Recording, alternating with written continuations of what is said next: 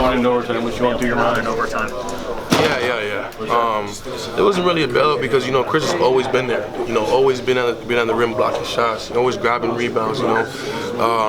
But, you know, we all brothers, and, you know, if a brother makes a mistake, you know, we got to learn from it and then get it back. I just thrive for those moments. And once it comes, you know, I'm willing to take that shot. I'm willing to be on the free throw line. So. Describe the inbounds play from your eyes. It looked like you flashed open there for a second, but it wasn't long enough. You know, I was open for a second, you know, but, you know, Chris not used to inbounding the ball in that situation. You know, and then the guy Dawson flew in there and grabbed it, and I just fouled him. And, you know, luckily he missed one. And, you know, we got the win. Did you, you know, if you had it to do over again, would you have just kind of let him shot in that situation, or? No, I wouldn't even let it get that close. I would call it timeout.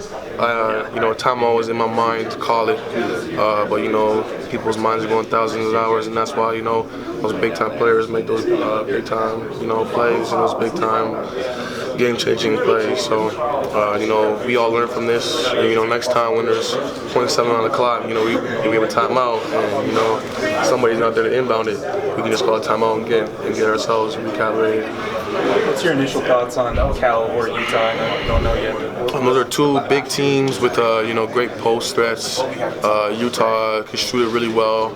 They're on like an 8-game winning streak, and, you know, Cal's a really big team with, you know, great freshmen, you know, great players. So, you know, we gotta be ready for a fight and a rebounding battle, and, you know, and just lock down the best players.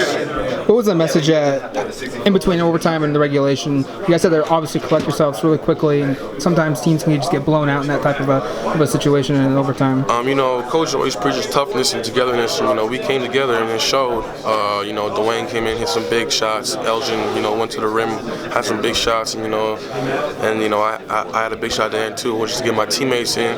You know, and at the end, you know, we couldn't stop Gabe York. You know, he's a terrific player. He can really shoot it, and he's been doing that all year.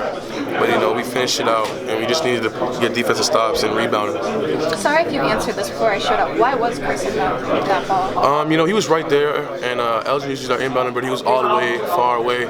So, you know, it was just a pressure moment. And usually Chris inbounds, you know, when we always practice, but then, you know, he just grabbed it, and, you know, you can't really give it up after that. So, you know, the blame is never on Chris, it's on all of us. You know, we missed a lot of free throws, and, you know, we gave up a lot of rebounds. So they went to the line with 2 free throws to win. How stressful was that? It was very stressful. I was in agony. Everybody was in agony.